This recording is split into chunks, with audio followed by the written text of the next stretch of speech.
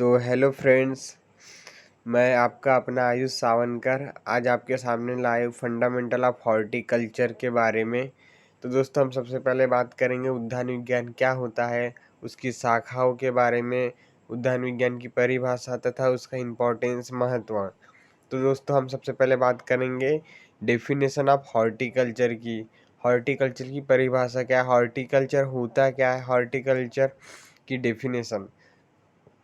तो दोस्तों देखिए, उद्यान विज्ञान कृषि की वह शाखा है जिसके अंतर्गत फल फूल तथा सब्जियों की खेती करना तथा उसका अध्ययन करना उद्यान विज्ञान कहलाता है। मतलब दोस्तों देखिए, अपने भाषा में इसको याद रखने का तरीका है, उद्यान विज्ञान कृषि की वह शाखा है जिसके अंतर्गत हम सब्जियों को उगाते हैं और उनके बारे में जानते हैं, तो इसे उद्यान विज्ञान कहते हैं।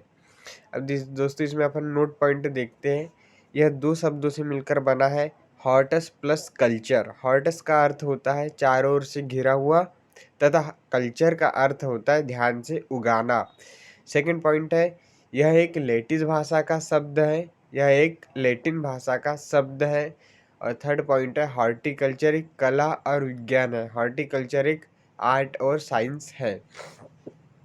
अब दोस्तों, उसके बाद में हम बात करेंगे ब्रांचेस ऑफ हॉर्टिकल्चर, उद्यान विज्ञान की शाखाओं के बारे में। तो दोस्तों, उद्यान विज्ञान की तो बहुत सारे शाखाएं होती है, पर हम इससे प्राइमरली मुख्यतः शाखाओं के बारे में बात करेंगे। दोस्तों, इसकी जो मुख्य शाखा है, पहली हम देखते हैं। तो जो पहली शाखा है दोस्तों, पोमोलॉजी। पोमोलॉजी फलोत्पादन। तो इसकी डेफिनेशन है, पोमोलॉजी उद्यान विज्ञान की वह शाखा है जिसमें फलों वाली फसलों का अध्ययन किया जाता है। इसमें इसका जो एग्जाम्पल है वो है एप्पल, पियर, पीच। ये सभी पोमोलॉजी की खेती के अंतर्गत आते हैं। अब दोस्तों, उसके बाद में हम बात करेंगे सेकंड ब्रांच की, तो वो है ओलेरीकल्चर, शाकोत्पादन। ओलेरीकल्चर उद्यान विज्ञान की वह शाखा है जिसमें शाकोत्पादन फसलों का अध्ययन किया जाता है। इसमें एग्जाम्पल है टोमेटोज एंड एस्पार्गस। एस्पार्गस। अब दोस्तों, उसके बाद में हम बात करेंगे थर्ड वाली की। तो थर्ड ब्रांचेस है फ्लोरिकल्चर, पुष्पोत्पादन, जिसमें फूलों का उत्पादन होता है। इसे आप शॉर्ट भाषा में याद रखिए, पुष्पोत्पादन, जिसमें फूलों का उत्पादन होता है। अब इसकी डेफिनेशन देखते हैं दोस्तों, वो इस प्रकार है, फ्लोरिकल्चर उद्यान विज्ञान की वह शाखा है जिसमें पुष्प उत्पादन व अलंकृत बागवानी का अध्ययन करना तथा उनका उत्पादन करना होता है। उसे हम फ्लोरिकल्चर कहते हैं। तो दोस्तों, फ्लोरिकल्चर का उदाहरण है एग्जाम्पल ऑफ कैरेट्स, पी, ये सभी दोस्तों फ्लोरिकल्चर के एग्जाम्पल्स हैं। दोस्तों, और आपको एक बात याद रखना है, अगर पेपर में कभी भी किसी की डेफिनेशन पूछ सका तो डेफिनेशन तो लिखिए, लेकिन उसके साथ साथ आप उसका एक या दो एग्जाम्पल लिख दोगे तो आपके नंबर माइनस मार्किंग होने से बच जाते हैं, वो नंबर की पूर्ति वहाँ हो जाती है दोस्तों। अब दोस्तों, हम बात करेंगे चौथे ब्रांचेस की, फ्रूट ऑफ प्रिजर्वेशन टेक्नोलॉजी, फल परिरक्षण विज्ञान। तो फल परिरक्षण विज्ञान क्या होता है? तो दोस्तों, ये मोस्ट IMP, इसे देखिए, फ्रूट प्रिजर्वेशन उद्यान विज्ञान की वह शाखा है।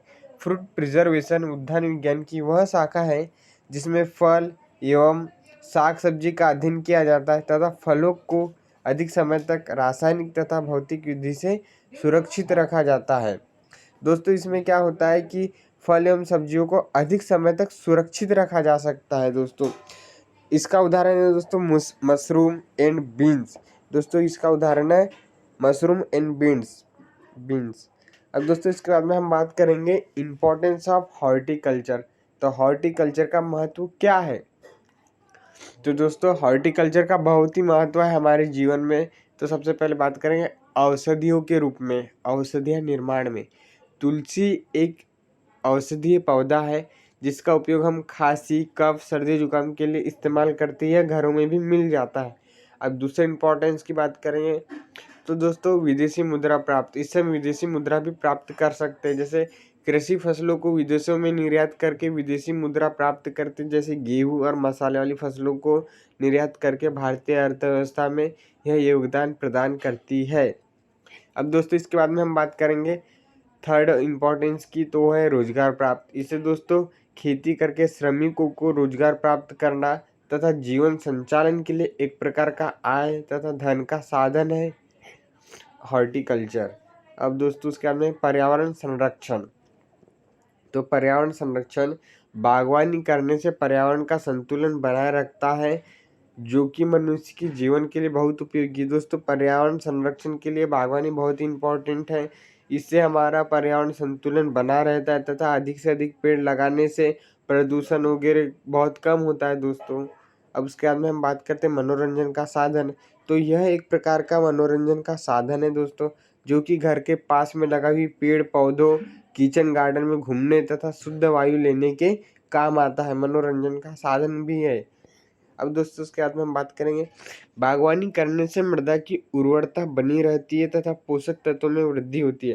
तो दोस्तों ये है लास्ट पॉइंट, मोस्ट इम्पोर्टेंट है दोस्तों। बागवानी करने से मृदा की उर्वरता बनी रहती है, मृदा में पोषक तत्वों की वृद्धि होती है, मृदा में उपजाऊपन बना रहता है दोस्तों। तो दोस्तों आज के वीडियो में इतना ही काफ़ी है, इसके बाद में हम बात करेंगे नेक्स्ट वीडियो में। ओके दोस्तों, इस चैनल को लाइक और सब्सक्राइब कीजिए बीएससी एग्रीकल्चर, एमपी पीएटी तथा आईसीआर के क्वेश्चंस के लिए। यह चैनल आपकी बहुत बहुत हेल्प कर सकता है। ओके दोस्तों, थैंक यू।